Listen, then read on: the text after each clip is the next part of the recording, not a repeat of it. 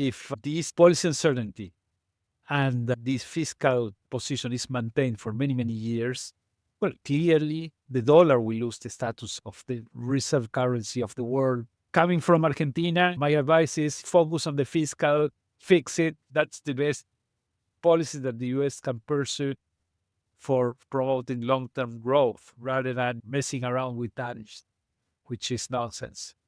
Very pleased today to be speaking to Nicolás Dujovne, founder and chief investment officer of Tenac Asset Management. Nicolás was also the former minister of the Treasury for Argentina between 2017 and 2019. Nicolás, welcome to Monetary Matters. Thank you. Thanks a lot. It's a pleasure being here today with you. Nicolás, I want to start by asking, throughout your career in Argentina, in Argentine financial markets, as well when you were working for the government of Argentina, just how much was the Argentine economy and Argentine financial markets and funding conditions affected by global conditions, and in particular the US dollar? I would say that always, because Argentina has a very tiny local capital market.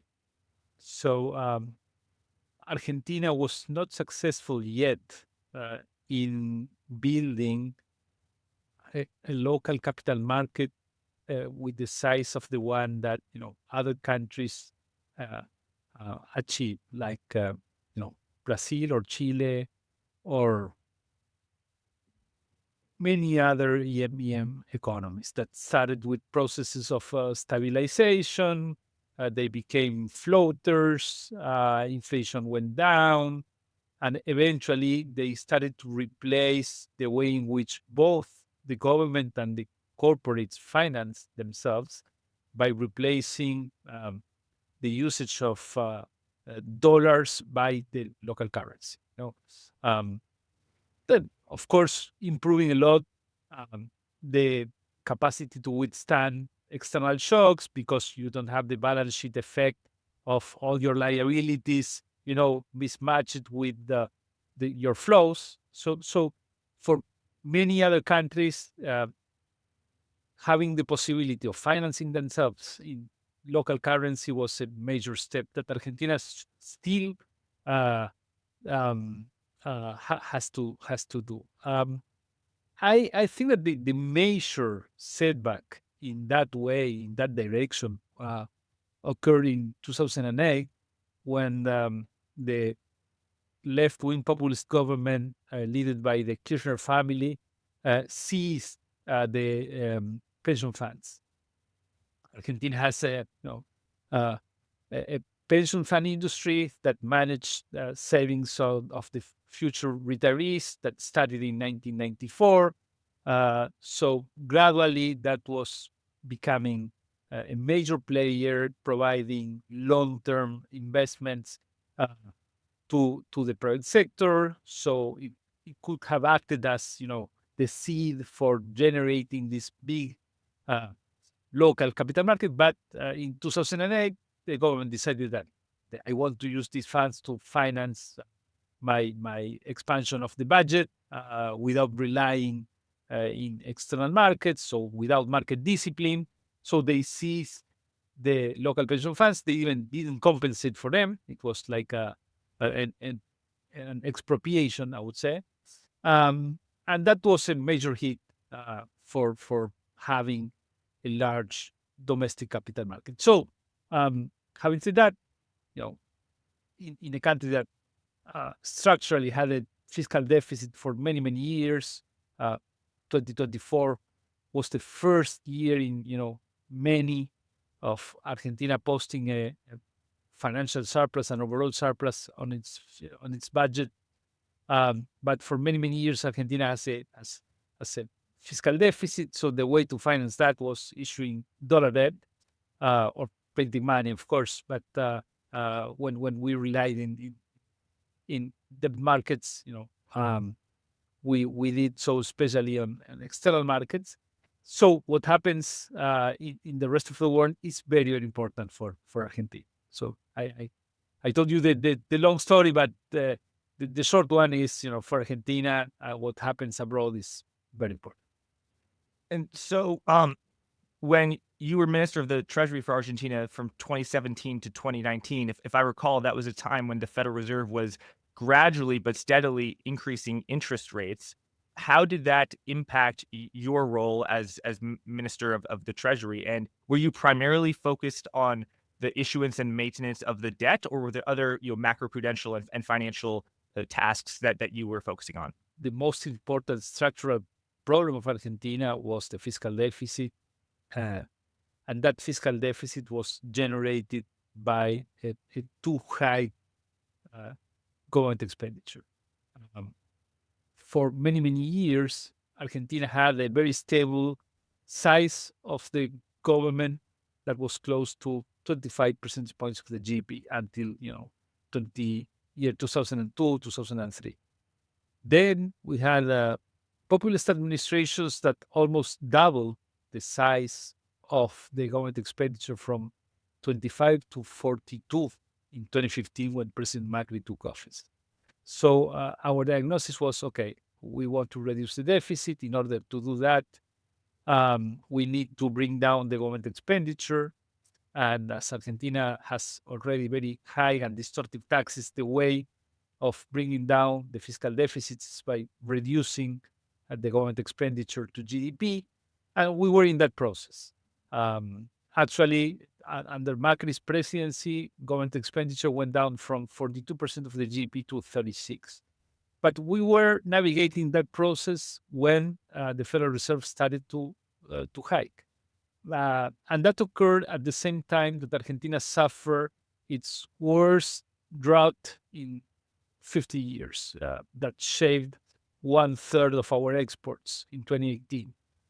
So at that time, our decision was to go to the IMF and to secure a program so as to finance the transition until we arrive to a lower level of expenditure and fixing our fiscal deficit. And we were in that process. In 2019, we achieved primary equilibrium in our fiscal accounts, but we lost elections. So the new administration that took office in at the end of 2019 decided to increase again the size of the government expenditure to print money. And so all the effort that was done between 2016 and 2019, was somehow worthless. But we planted the seed for the new experience that Argentina is now embarked with President Milei, which they're again fixing the fiscal as we were doing under Macri's presidency. Thank you. I want to say, currently you are an investor in emerging markets, fixed income, and we will get into that. This is not going to be an Argentina only conversation. But if I were to ask you, why is the inflation rate in Argentina, which had been as high as several 100% and now is down and is quote unquote only 50%? Why isn't Argentina inflation in Argentina so high? And if your answer is the fiscal deficit, why are there countries such as Japan and the United States and other nations that have very high levels of fiscal deficits but don't have high inflation? So first, both Japan and the US have fiscal deficits, but they still have demand for government securities as a way of financing the deficit. So it is not that they are, financing the deficit by printing money that the people does not want. So eventually, if they persist in their deficits, they can derail this, and of course, inflation will appear at some point. But up to now, both US, Japan, and many other advanced economies, the European ones, are able to find a lot of demand for the government securities. They finance the deficit with bonds, not by monetary printing. So as soon as they can maintain that, as they're perceived solvent in intertemporal terms by the private sector, they can avoid the appearance of persistent inflation even when they have fiscal deficits. Argentina is one of the countries with one of the worst track records in terms of debt repudiation during its history. So the number of defaults that Argentina experienced in the last 100 years is only comparable to, Ecuador and some other very small economies.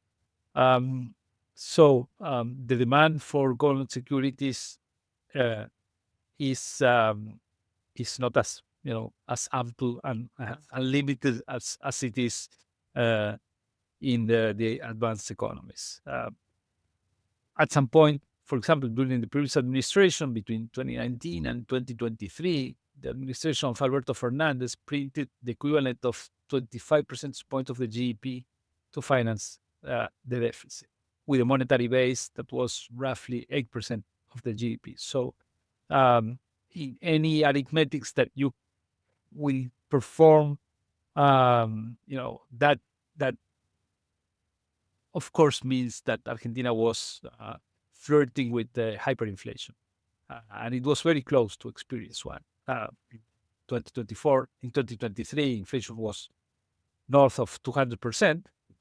We were close to entering into a hyperinflation. Only the decisive action of the new administration that took office in December 23 avoided Argentina experiencing a hyperinflation. But the reason is that Argentina was persistently financing its deficits by monetary printing rather than issuing debt because um, our history of defaults prevented Argentina of being a credible issuer of government debt. And that's why Argentina needs to fulfill its contracts for many, many, many years, for 10, 20 years without a default as a way of recovering its capacity of permanently financing its deficits. We hope that we will not have a deficit again, but uh, it is reasonable to think that if Argentina regains some credibility in very bad years, in years in which you have a shock, it is very likely that you will see tax collection coming down, and you will see a transitory deficit that will be financed by the issuance of debt. So, but of course, Argentina needs to regain credibility to finance its deficits by debt issuance rather than monetary printing. But that's a long process that will take a lot of time. Argentina still has still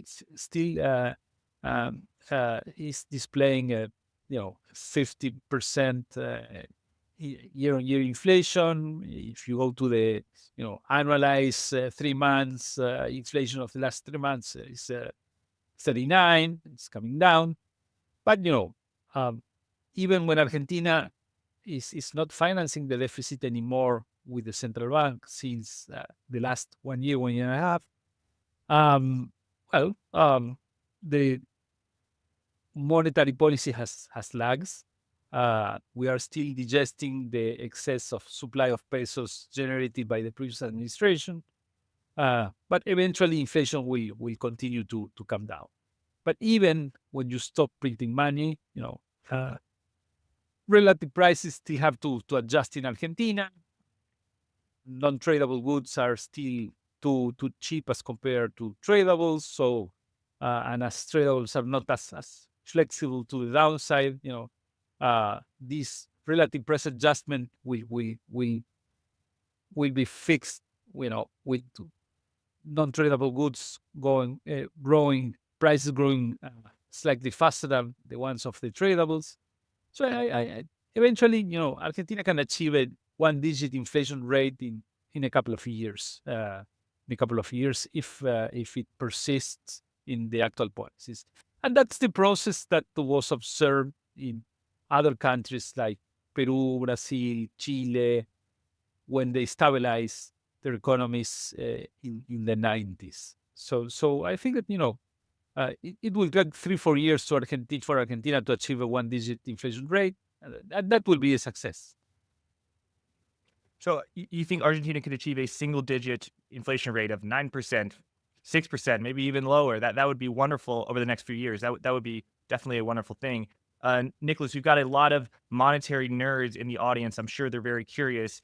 When you say money printing, tell us what you mean. In the United States, the Federal Reserve can expand the monetary base. The commercial banks also very involved in expanding the money supply in terms of making new loans, but also buying the securities that the U.S. government and other U.S. government agencies print. When you talk about the government printing money, is it literally the Argentinian central bank just printing money that they don't even bear any interest, or is it the government issuing short-term securities, 3-month bills, with interest rates, and then the central banks are buying it, or the commercial banks are buying it, or both? Tell us, get it a little bit into the mechanics, please. On the mechanics, typically when you speak about monetary conditions in advanced economies, well, you are speaking about the monetary multiplier and how the high power money is converting to M3, and that depends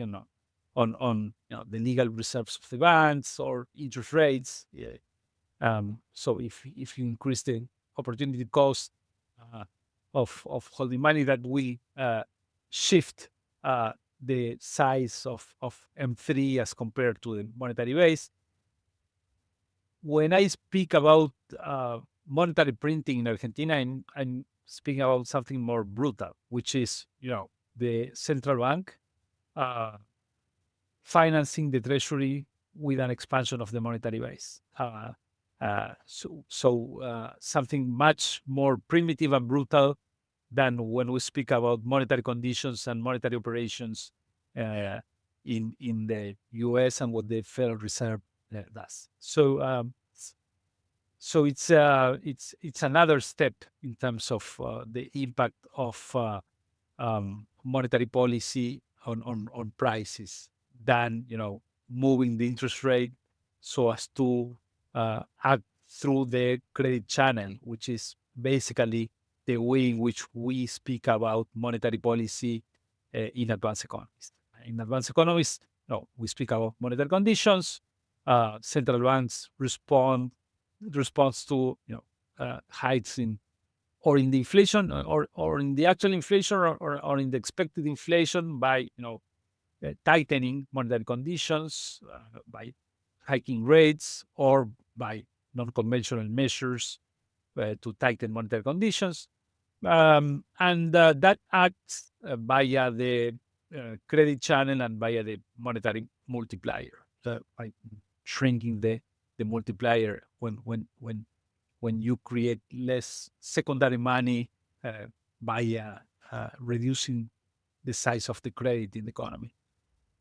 In the case of Argentina, we were speaking about another story, by basically having new bills entering into the economy to finance the government. Thank you. Nicholas, I may end this conversation with a few more Argentina questions, but let's get to the heart of the matter.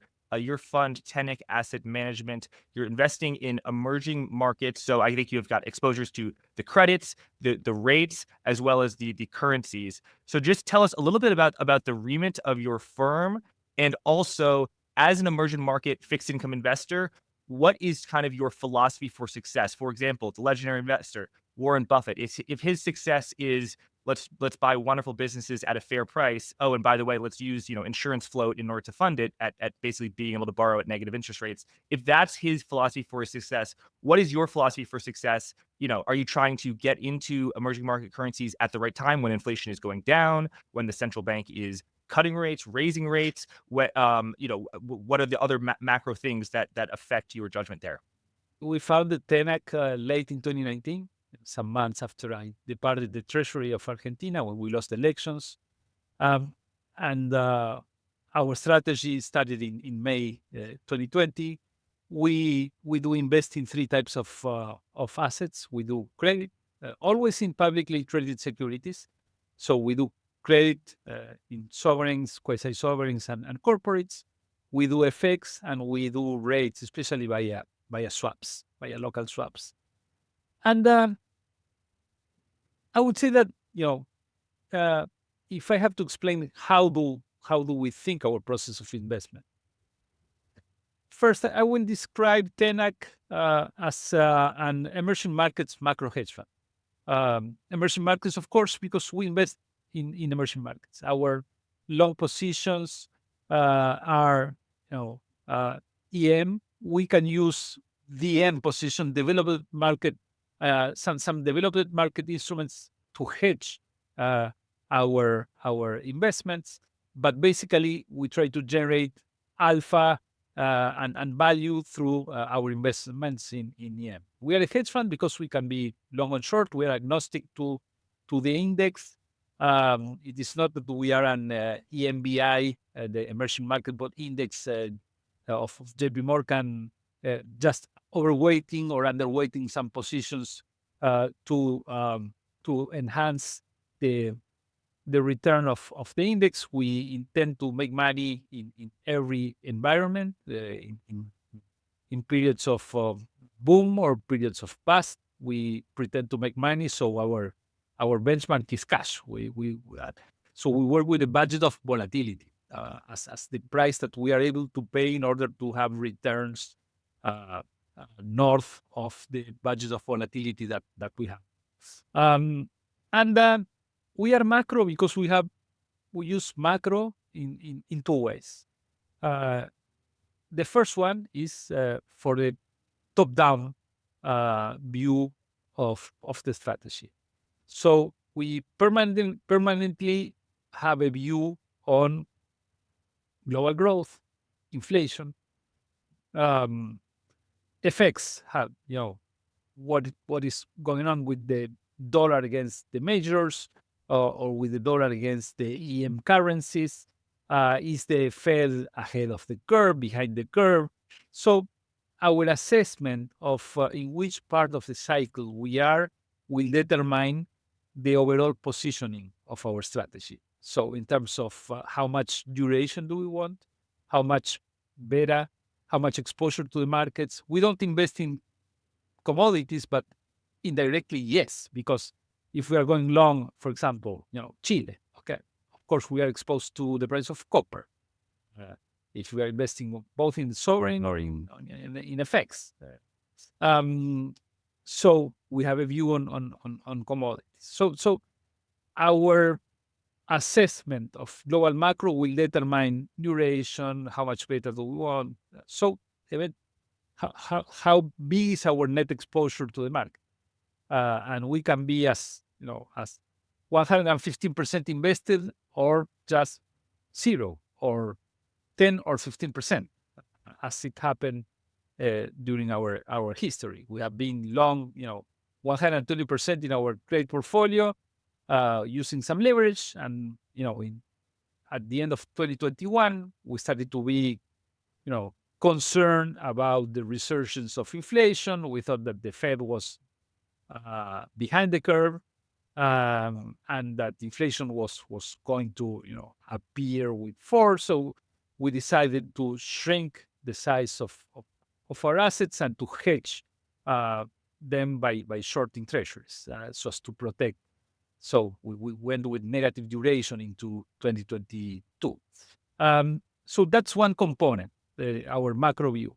And the second component is the bottoms-up analysis, in which we are also macro guys. So all the day here in office, all the team, we are permanently discussing countries. So we will discuss, Argentina, Brazil, South Africa, Indonesia. We do proprietary research of every country in which we invest. We try to speak with authorities, with the IMF desk covering that credit, so as to compare notes with colleagues, with sell-side analysts. And eventually we have a view of the countries in the EM universe. Then, if we like the story and we want to play on the long side. Okay, where? Is it the short part of the curve, the long end, or do we want to own a quasi sovereign because it's trading wide to the to the sovereign, so we can capture both the compression of the quasi to the sovereign and the sovereign to the treasuries. So that's the other component. And with these two moving parts, the top-down view and the bottoms-up, we have a portfolio. And that portfolio typically, and we learn in this 5-year process, that is between 40 and 50 issuers. That's the number that balances our policy risks that entail some diversification, because we have limits in terms of exposure per country,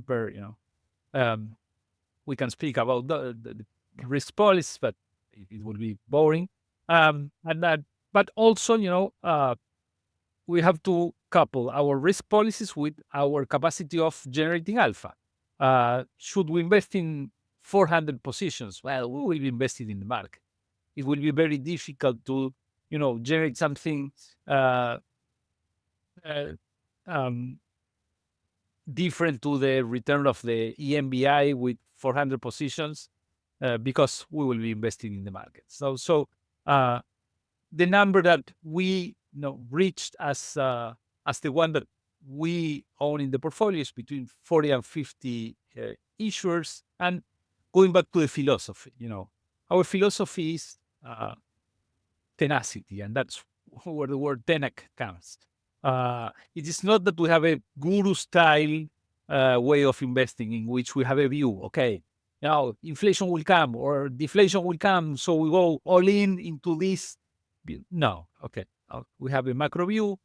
That macro view is adjusted permanently. And then we have a portfolio to express that macro view.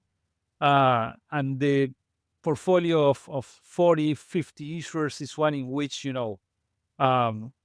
we have a lot of turnout, because, once a position reaches the target, is replaced, or maybe we don't like it anymore, or maybe we find something that is equivalent to one that we already have in the portfolio but consumes less capital or has less downside.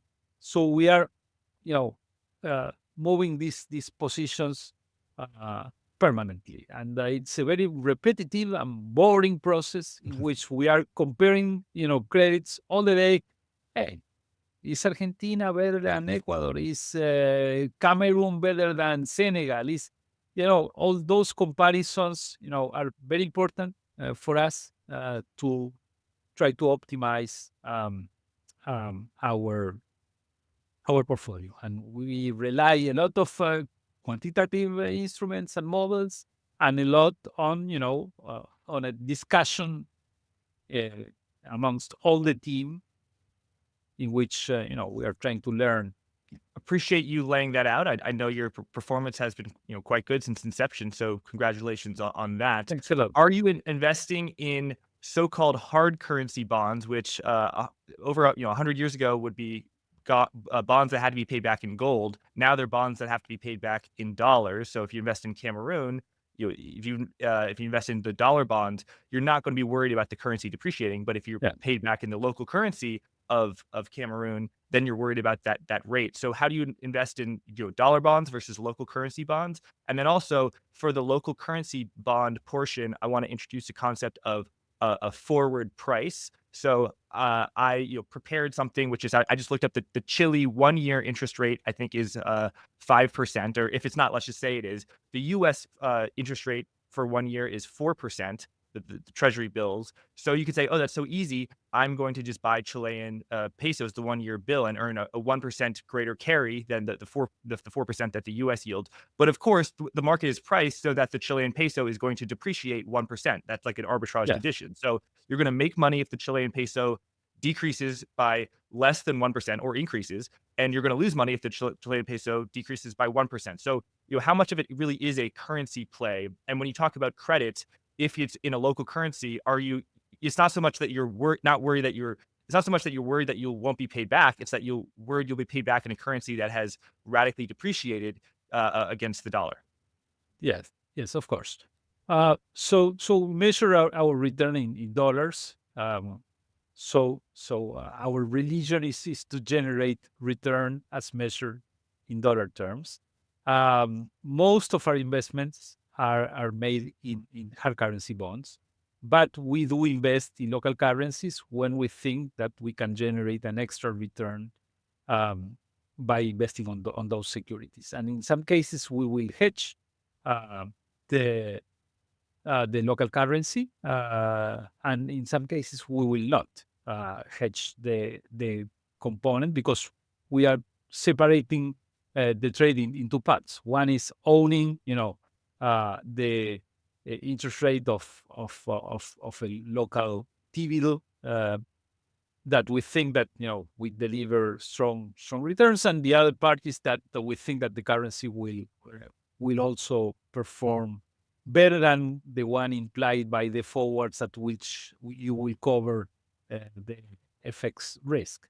So if I can give you some examples of trades that we have hedged or unhedged, for example, one of our biggest NAV as measured by NAV positions are the index uh,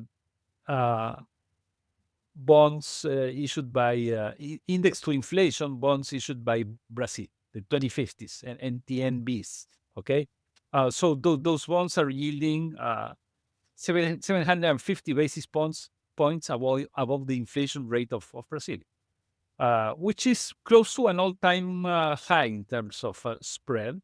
Um, because they just yielded this spread in 2014 when Brazil was facing a political crisis, uh, when Dilma Rousseff was ousted from the presidency, together with a sharp drop in the price of oil that impacted Brazil in the midst of the Lava Jato corruption scandal. So um, this spread is one that was only that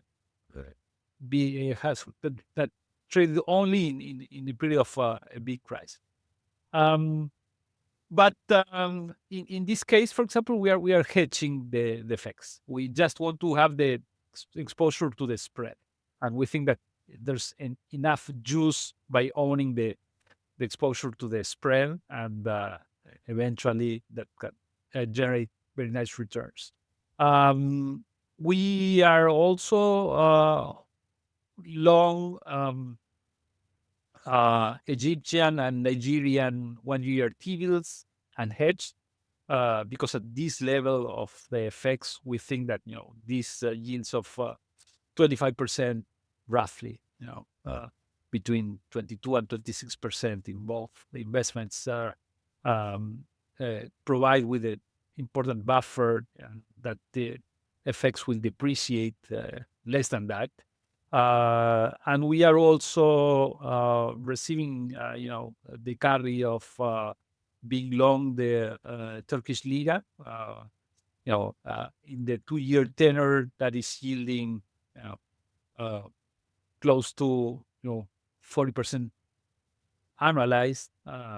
Inflation rate now is 37, coming down. The target for for the end of the year for the central bank is 24. It can be 24, maybe it will be 26 or 27, but real rates are a very big buffer now in a country in which the central bank is targeting effects as a way to provide the disinflation that they want. Most important risk, as we saw 1 month ago, is it comes from politics. When the mayor of Istanbul was taken to jail 1 month ago, we saw a lot of volatility in the Turkish lira. So that's a reminder that investing in EM has this tail risk that comes together with the high yields that it provides. So eventually, that's the challenge is to navigate this high return assets without suffering too much of these tail risks in which you are exposed to. So when you invest either in dollar bonds or bonds in the local currencies, tell us about the countries that issue dollar bonds. Do they do so because they want to do it, or do they do so because they're unable to secure financing in local currencies? Perhaps that's what Argentina's struggled through. And is it comparable to say that those countries are still on a type of gold standard? It's just the gold is the dollar standard. Most of the countries right now issue dollar debts. Some of them because the size of their local capital markets is too small, so they have to rely on facing this mismatch of currencies because between their flows and their stocks. Um, and even the countries which buoyant and big local markets, they issue a tiny part of their budget is financed by dollar bonds so as to maintain a reference yield curve in dollars that acts as a liquidity provider and as a reference for the private sector issuing dollar bonds also. So in some cases, it's because it's beneficial for the economy as a whole. For some countries, it's the result of having a very small domestic capital market in which you cannot finance your budget uh, in with long-term issuances in local currency. So many countries, even with small local markets, can issue at 3 months, 6 months, 1 year in local currency. But if you want to reduce, your risk or your rollover risk, and you want to, extend the duration of your liabilities, well, you need to issue in hard currency, and to issue in hard currency in countries that are still unstable, you have to go to hard currency and issue 5 year, 10 year, and the the the dollar market is the most important one. So yes, it's different to the gold standard in terms, uh, these are dollar is a fiat currency is as different to the gold, but for the countries that are not the owners of the dollars, it's like going to the gold standard. Uh, but of course, it it the size of how much are you exposed to this balance sheet risk depends on the size of your deficit, uh, on your capacity of start to rebuild your domestic capital market, um, and it's much different the share of dollar debt in terms of the as a percentage of the total liabilities of the EM countries today as to the share of the dollar liabilities that the EM countries had in the 90s. And in the 90s, with the countries still trying to stabilize and to bring down the inflation rate and to create their domestic capital markets, most of them were heavy issuers of FX debt that was called like the original sin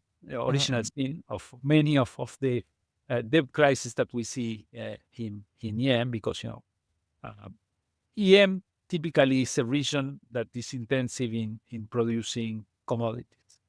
Commodity prices are volatile, so FX should be somehow flexible uh, and volatile.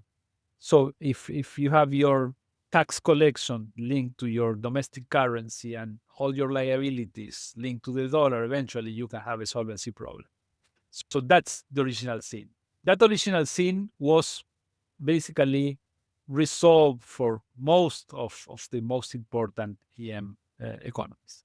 So in the case of Brazil, right now, 90% of their liabilities are denominated in local currency. Um, If you go to Indonesia or many other currencies, you will find the same. I don't know. Um, and that's why you are seeing a much lower default rate also in terms of the sovereigns than the one that you had 20 years ago. And so obviously we're trying to talk about how you generating alpha and your specific views, and we're going to get into your specific views at this time of tremendous uncertainty. But would you say you're just a bull on the quote unquote beta of emerging market debt? Because, I interviewed Barry Eichengreen, the economist, about the paper he presented at Jackson Hole at the Federal Reserve. And I just remember this chart sort of seared into my mind of debt to GDP ratios for advanced economies versus emerging market economies. And probably in the 1980s, I think it was emerging market economies that were extremely indebted. But over the past 25 years, maybe, advanced economies have increased their debt to GDP ratio, whereas I believe emerging market countries have actually decreased their debt to GDP ratios, which might suggest that they're better credits. So for that reason or for other reasons, does that motivate you to be a bull just on the asset class of emerging market debt? Yes, two issues there. First, yes, on DM and developed markets, debt to GDPs, are around 100% on average. In EM economies, that ratio comes down to 55. So it's roughly half the size. But then, you know, very important reason to be invested in EM. If you look at the last 25 years of the returns of the different asset classes, uh, you will find that in the last 25 years, the S&P was the best returning asset class, you know, roughly 10% annualized. But the second one was the EMBI, the Emerging Market Body Index, the hard currency index of emerging market economies, as performed by JP Morgan with 8.5. But the difference is that the Sharp of the EMBI is much better than the one of the S&P. The S&P returned 10%, but with a much higher volatility than the one of the EMBI. So I would say that in a global portfolio, exposure to emerging market debt should be a key component because of the risk adjusted return is was one of the best among the asset classes that are widely tracked in the investment universe. So that's the most important reason. You will find very consistent and interesting returns by investing in EM. And if you can enhance the return with an active strategy and generate alpha above what is provided by a passive investment in the index, and of course avoid the drawdowns that can appear in years in which uh, you know rates in the US go up, like in 2022. Long only funds in 2022 fell on average 18%. Um, and it is not that the PMs, the portfolio managers of the long only funds were bad PMs. They had a mandate being invested in a long only strategy. They just tweaked, overweight and underweight some positions, but their mandate was to be invested. Um, so if you can be invested in EM, that has maybe the best Sharp of all the asset classes in the last 25 years, with a flexible way of reacting to the different environments, well, you are in a very good position of generating sound returns. And Nicholas, how much are you looking at balance of payments statistics? Obviously, you're looking at the fiscal deficit for credits, but how much are you looking at the trade surplus and the services surplus, the current account surplus? Because a country can be running a very large fiscal deficit, but has a huge current account surplus, and theoretically, money should just be flowing back into the country because it's exports way more than it imports. And how do you weight looking at that versus other more traditional macro things like inflation, growth, financial conditions, and the like? Of course, it's a very important variable, um, because and we have in every country in which we invest, we have an outcast of what is happening with the balance of payments. So we generate alternative shocks to the balance of payments with different prices of oil or the most important commodities of the country that we are analyzing. But contrary to what happens with the fiscal, in which basically if you are in a good fiscal position, you are better, and if you are in a bad fiscal position, on the balance of payments, the conclusions can be more tricky, because some countries, well, can have a large current account deficit, well, because of a virtuous process in which the private sector is investing a lot. Uh, Because of what? so Because of what? because the private sector is investing a lot, you Um, know. Uh, so so um, so if the private sector is embarked in a very strong process of investment, even if the government is in equilibrium, you will have a current account deficit that, if it is being carried on the tradable sector of the economy and will generate, resources in terms of future exports in the future, well, that's something that you like, that's something that you want to happen. So the causality in terms of you know balance of payments deficits and crisis is not as obvious as the one in the fiscal. So you can have current account deficits for very good reasons, and you can have current account deficits for very bad reasons. So if you are suffering a shock and your exports are falling and your current account widens, well, you are in a very fragile position because you have to finance that, and eventually that will drive to an FX depreciation, and that FX depreciation can cause inflation to go up. Inflation going up can generate that the good government can fall in popularity and lose the elections against the bad ones, or eventually, uh, many things can happen. But so of course you have to focus a lot on the balance of payments, but the conclusions, are not as in one direction, like when you are looking at the fiscal. and that leads us to another issue, which is, as people can guess, based on your prior role in the Argentinian government, you are an economist by training. To talk about the uh, uh, economic way of viewing the way, which has models where A implies B implies C implies D, versus the real world where D may happen, but it happens for some completely different reason. For example, your equations may say that Colombia is going to be the place to invest, but someone could go on TV and say something, and that effect of somewhat meaningless remark could affect the price, at least in the short term, 10 times more than your fundamental brilliant analysis. So have you had to adjust and become a little bit more of a trader and an investor rather than an economist? And do you think if you still were pure economist, you think maybe you would expose yourself to some risks and lose money? But that's a nice part of this job, because we rely a lot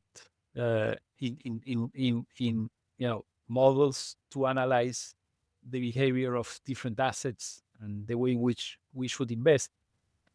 But at the end of the day, there's a human decision in analyzing, the results of the models, and discussing, what can go wrong, and uh, if we have to invest the way in which the model is telling us, or not.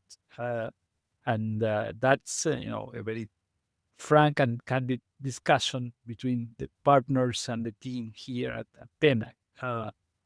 Um, so you have all, for example, in the FX market, That's a nice example of a lot of automatized trading right now being carried by CTAs, in which, most of the players in the FX market use very similar models.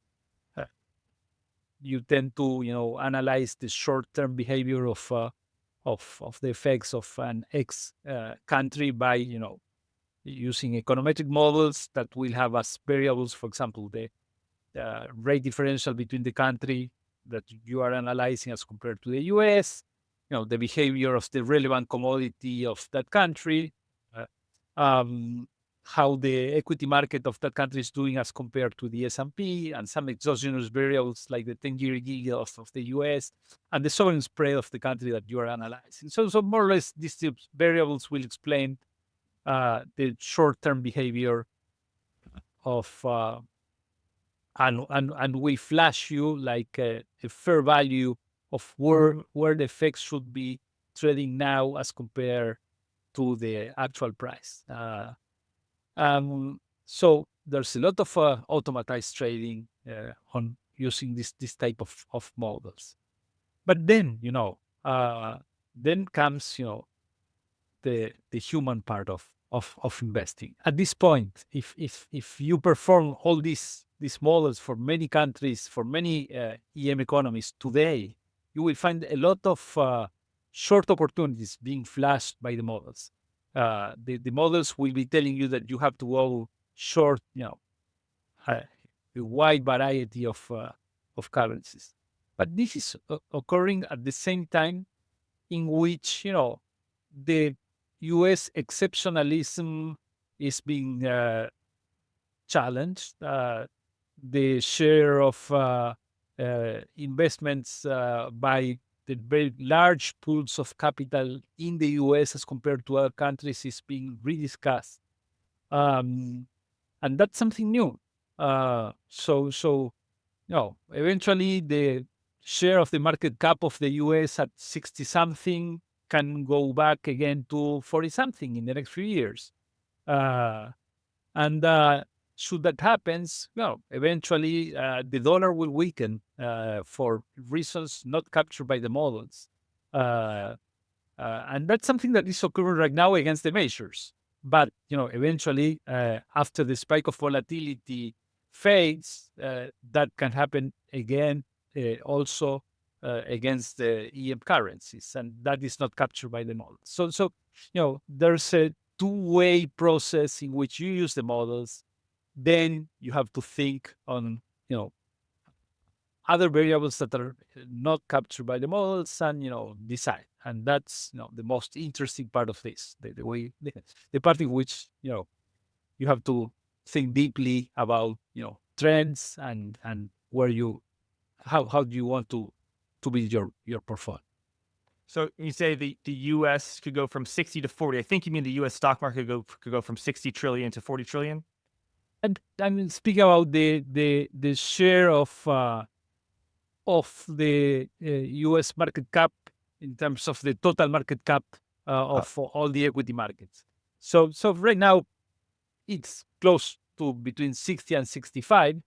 But, not long ago, in 2018, it was 45.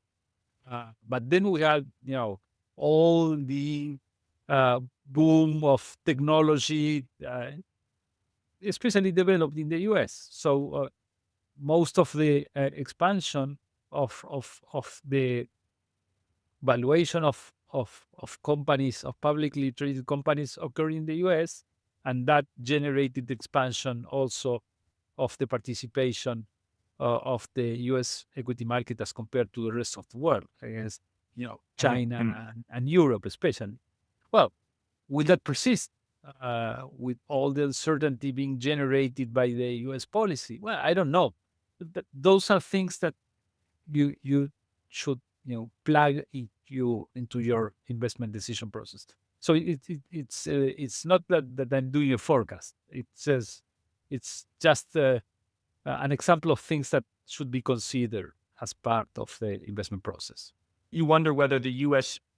stock market cap as a share of total global stock market cap is 60%, might go down to a historical level of 40%. And I imagine that would coincide with a weakening of the US dollar. As we've seen, these things tend to be decorrelated. What we've seen in the last 2 months. In January, the dollar index was close to 110. Now it's 100. So we saw a sharp depreciation of the dollar, contrary to what was expected prior to Trump winning the presidency. But again, in the early 2000s, the US dollar against the DXY was trading at 80, not at 100.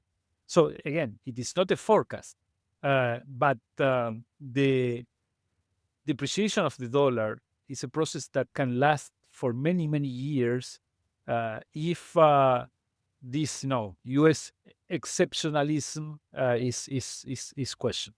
How do you interpret the recent weakening of the dollar? You said the dollar index 110 to 100. It's over 50% euro, and then it's got some yen in there as well. So those are developed market countries, not the emerging markets mostly that you invest in. So number one, why do you think that's been happening? And then also, how has your world, emerging markets currencies fared against the dollar? Have they also been strengthening against the dollar, or have they been staying flat? The recent underperformance of the dollar response, to a long-term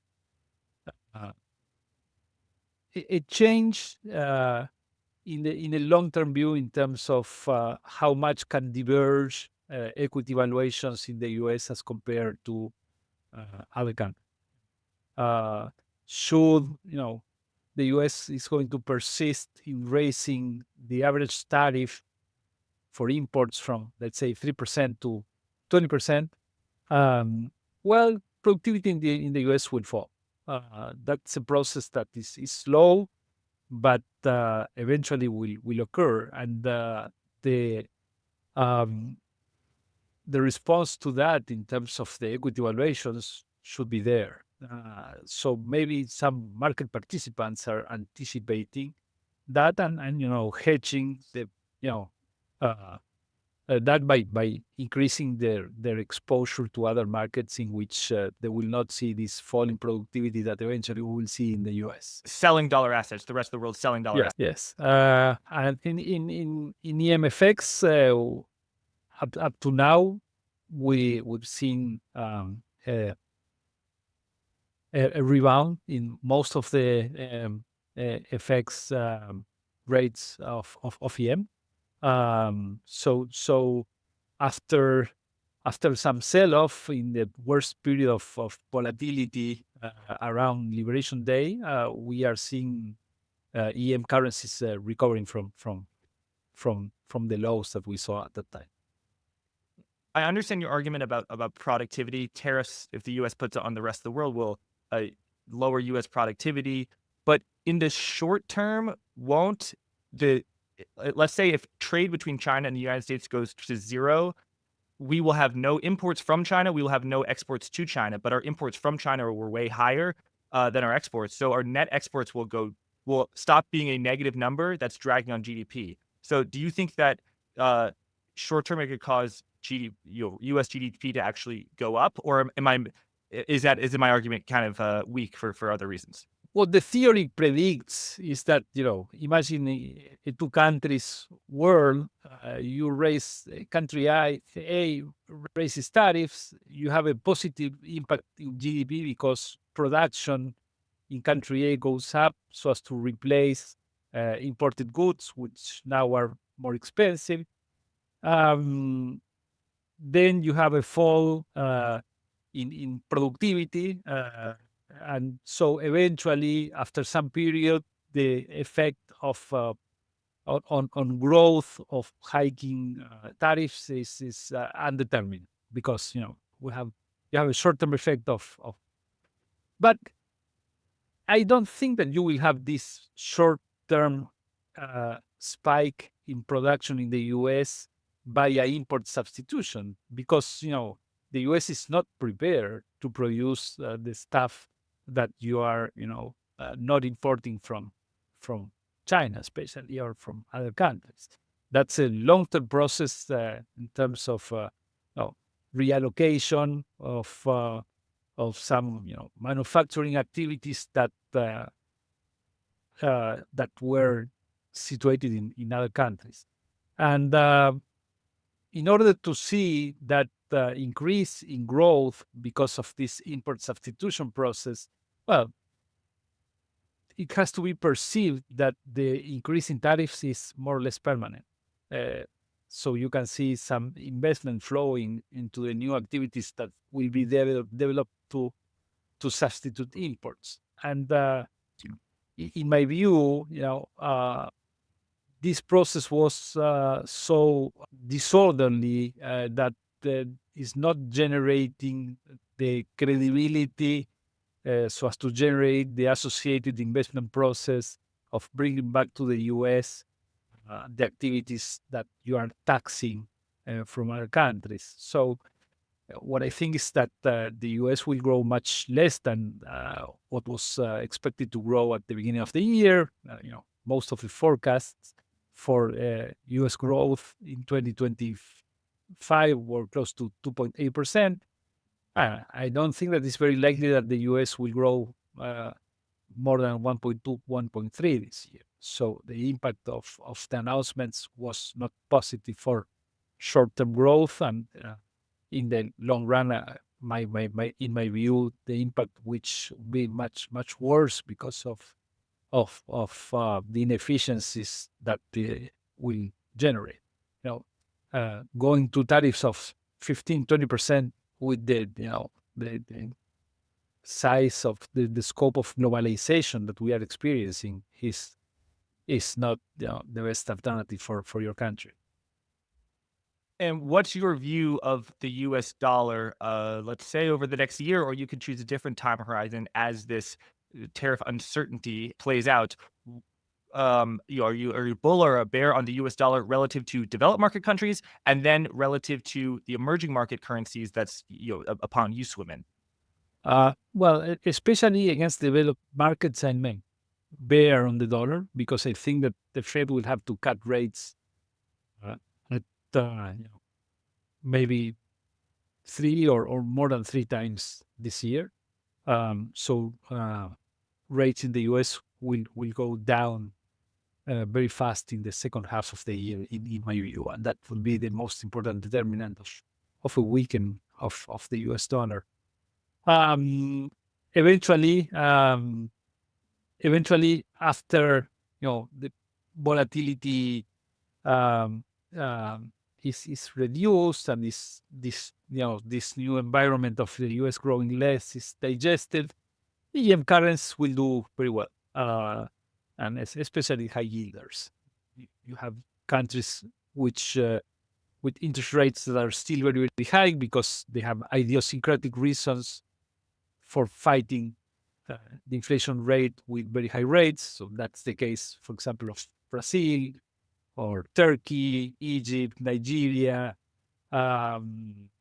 Kazakhstan, Uzbekistan, countries in which interest rates are very high, that can enjoy nice some appreciation of their effects in this environment. So would you say you're bullish on emerging markets and you're maybe hedging less than you normally would? Are you taking more risk than you normally would?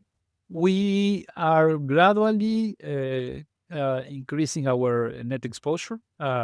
We went to Inauguration Day and to Liberation Day with a very light exposure, a very light net exposure in the portfolio, so as to protect us. And that's how we navigated the waters in the fourth quarter last year and this first quarter. Fortunately, the strategy yielded good results, and we are positive in the first 4 months of the year, in a very volatile period. But now we are taking advantage of the widening in spreads that occurred in April. So we are adding some positions that we do like.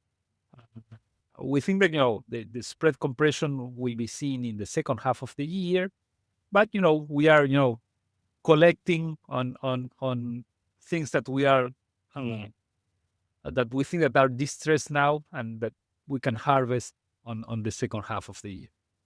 And just quickly, what type of countries are you looking at there?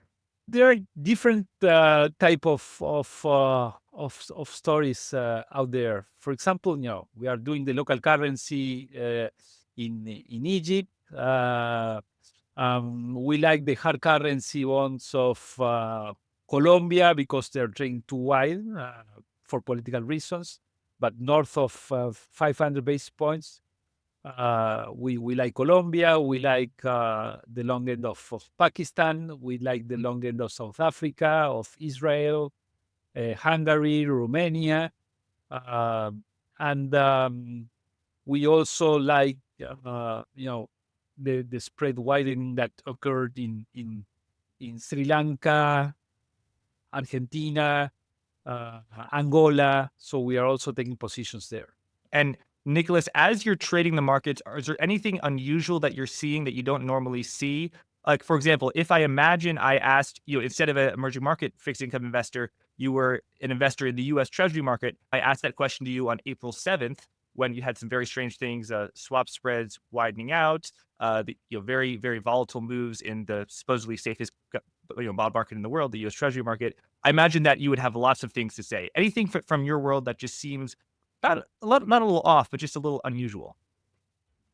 I would say that it was very unusual to see equities and treasuries going down in April. That was very unusual, with all as many as other participants wondering, was that part of the basis trade, or were the Chinese government dumping U.S. treasuries? But that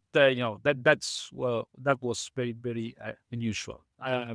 Now the most unusual thing that we are seeing is the resiliency of EMFX, even with this volatility.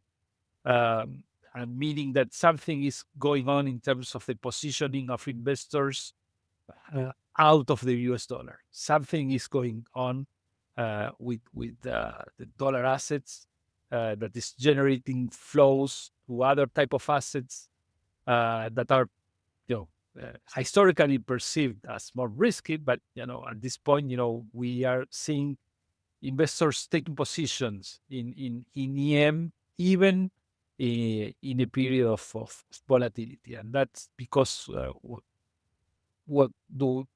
we think that there's a reduction in the exposure to the US that is being channeled to EM.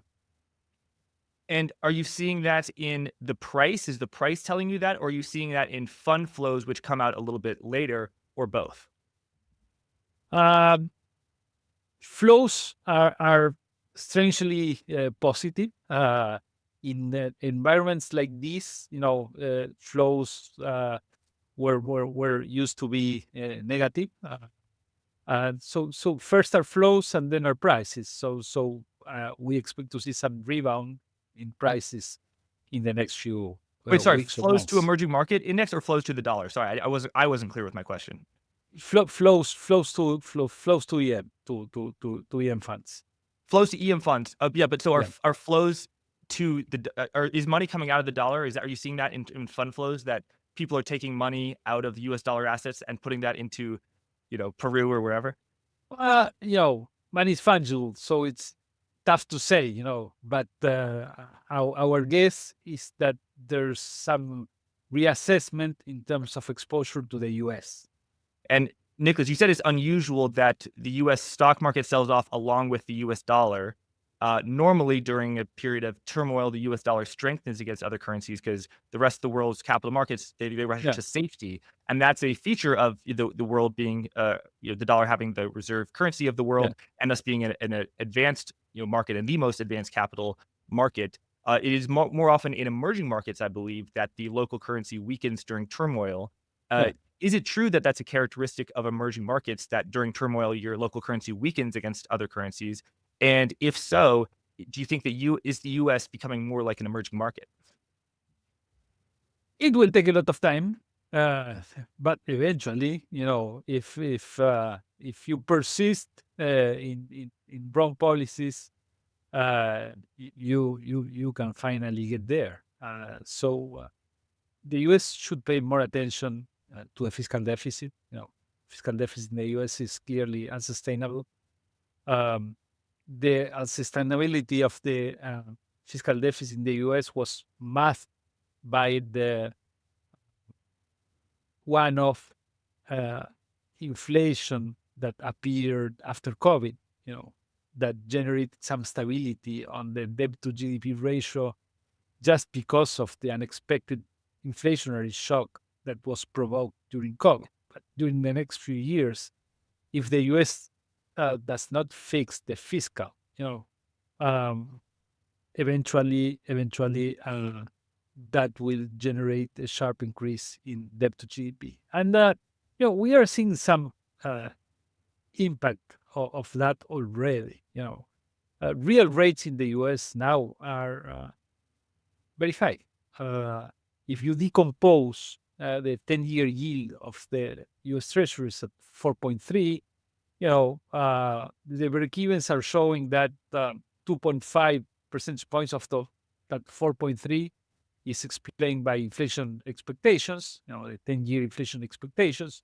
But the remainder, close to 1.7, 1.8, are real rates, which are very, very, very high as compared to the recent history of the US, especially with an economy that is not buoyant. So those real rates in an economy that is not investing that much is showing that some, fiscal premium is embedded in those real rates, and that eventually that will generate a lower investment that the one that the U.S. would have had with a much better fiscal position. So, coming from Argentina, we've been there. My advice is, focus on the fiscal, fix it. That's the best policy that the U.S. can pursue for promoting long-term growth rather than messing around with tariffs, which is nonsense. To the question, is the U.S. financial market and economy exhibiting characteristics that indicate a little bit more like a traditional emerging market? It sounds like your answer to that question is maybe. Could you just elaborate on that? And also, could you say it in your own words rather than responding to my question?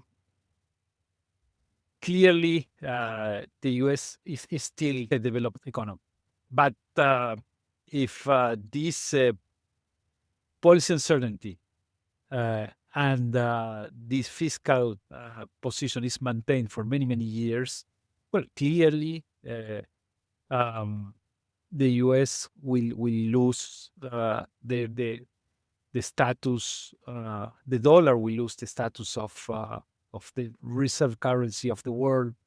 Uh, that will be challenged. You still have a lot of time. You still have a lot of time, but it is clear that you know you already have effects of not attacking the problem today in terms of long-term growth.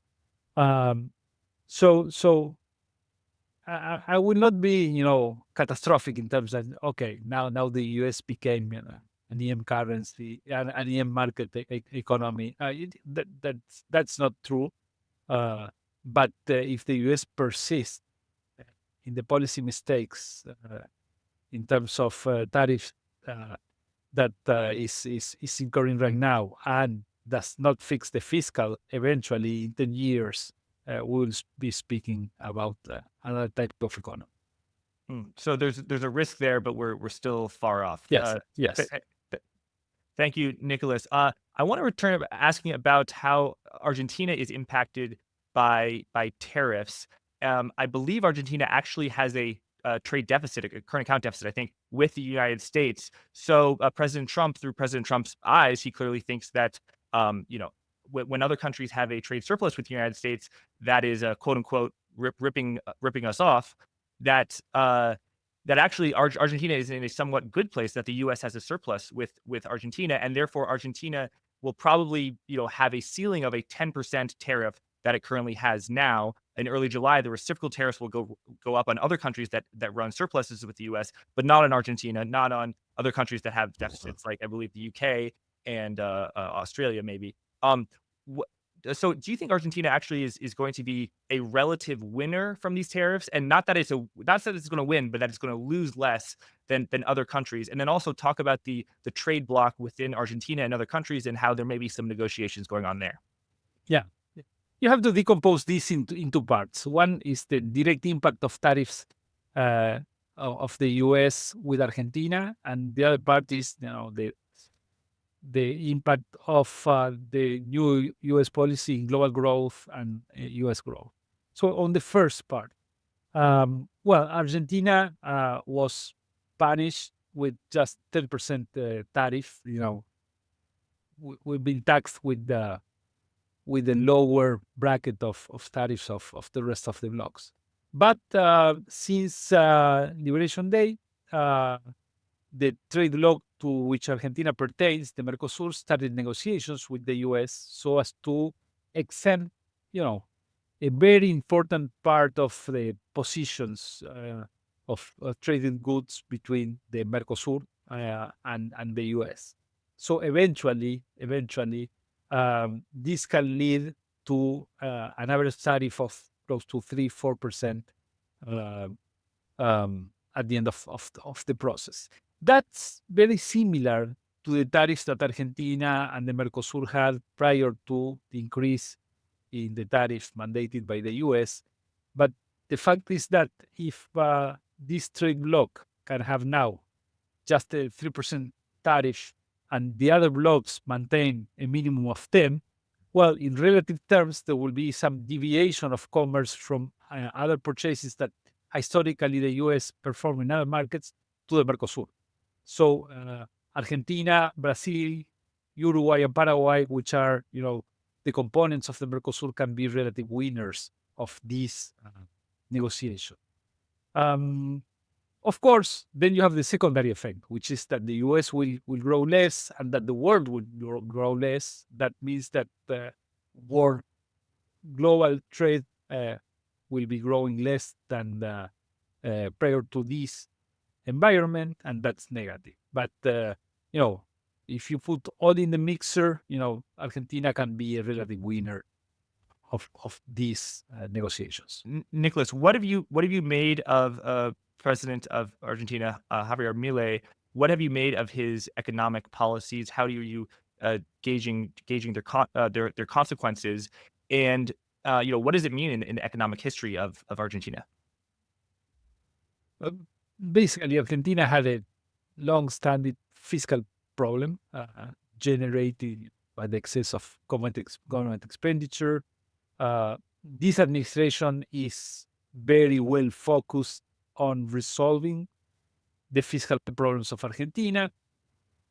In the very first year of Milei's administration, the fiscal deficit went from close to 5 percentage points to 0 in just 1 year. So that's remarkable. And together with that, the government is taking steps for normalizing the FX policy by lifting capital controls. That's being done very gradually. I would have preferred the government to move more rapidly on this, but they choose a very gradual path to remove capital controls. But eventually, this combination of policies in which Argentina is gradually becoming a floater, a country with an independent central bank with a floating exchange rate regime plus fiscal equilibrium, is what Argentina needs and what can deliver prosperity for the Argentinians in the next few years. And Argentina has a lot of natural resources that are underexploited, like, for example, in mining, in which, with the same geology than Chile, we produce, just 5% of what Chile produces in terms of mining. So, it is very likely that we will see a sharp pickup in mining activity in Argentina. Argentina is doing very well in increasing its oil production. We have a very productive non-conventional oil basin called Vaca Muerta in Argentina that is generating a strong increase in our oil exports year after year. So, prospects for Argentina are very, very bright if the government persists in the actual policies, and especially, if a pro-capitalist government is re-elected in 2027. It can be Javier Milei or other candidate with similar policies. The very big drama that Argentina suffered in the last 20 years was the appearance of this left-wing populist movement called Kirchnerismo that basically destroyed the economy. It was something, very unusual to see a macroeconomic homicide that, like the one that we saw in Argentina, in which the government expenditure was almost double in 8 years, from 25 to close to 42. So, and correcting that is, of course, costly in the short run, and the challenge is to do that without losing the elections. In 2019, we lose the elections, so I expect that this administration or something similar can win the 27 elections and to maintain the course. Monetary homicide. That's a very, very strong language, but I'm sure you use it seriously and you take it seriously. What the Argentinian stock market has performed very well, and I know in dollar terms it's performed well. So in the Argentine peso terms, it's outperformed even inflation and the depreciation of the currency. Tell us, what do you make of the rapid increase in the Argentine stock market? And even though your fund does not invest in stocks or very little in stocks, it's fixed income. Do you have a view that you're willing to share? Companies in Argentina were trading at very, very depressed levels. It was an asset that no one wanted to touch. And in the last 1 year and a half, companies, the blue chips in Argentina returned close to 200% in US dollars. Now, most of the normalization occurred, and for the rally to be sustained, what you need is that the EBITDA as measured in US dollars continue to deliver in the next few years, and in my view, that will occur. So it is very likely that in companies related, to the energy sector, to banking, the level of profits measured in US dollars can grow at the rhythm of close to 20-25% per year, because we are departing from very low levels, and as the economy is being liberalized, and the economy is enjoying this remonetization process in which deposits are growing fast, banks will do okay. Energy companies are increasing their production at a very fast pace. So it is very likely that the equity market can do okay. But of course, the rally that we enjoyed in the last 2 years cannot be repeated, because it was departing from zero to something more normal. To the extent there have been positive consequences you talked about of the Milei of cutting government expenditure and that resulting in economically good things, inflation going down and the like, how are you gauging the risk of negative consequences? Like, for example, I think when the Soviet Union collapsed and Russia reprivatized its economy, it was a very, very negative thing. What's different about this reprivatization that's more positive, and to what extent do you think there are risks there that it could be less positive going forward? In Argentina, most of the state-owned companies were privatized in the 90s. So it is not that we're going to see a process of privatization as the one that was seen in Russia and countries that exited the Soviet Union. So the case in Argentina will be more like one in which the private sector can enjoy a healthier environment rather than a process of privatization. That makes sense. Nicolás, thanks so much for being so generous with your time and insights here on Monetary Matters. It's been a real pleasure. Any final words for us before we close? No, it was a pleasure, Jack. I really enjoyed listening to your podcast. So being here for me was really an honor. So a real pleasure speaking with you. The honor and pleasure was very much mine. Thank you again, Nicolás. A reminder to everyone watching to subscribe to our YouTube channel, the Monetary Matters Network, and leave a rating and review on your podcast app, whether that's Apple Podcasts, Spotify, or something else. Thanks again for everyone for listening. Until next time. Thank you. Just close this door.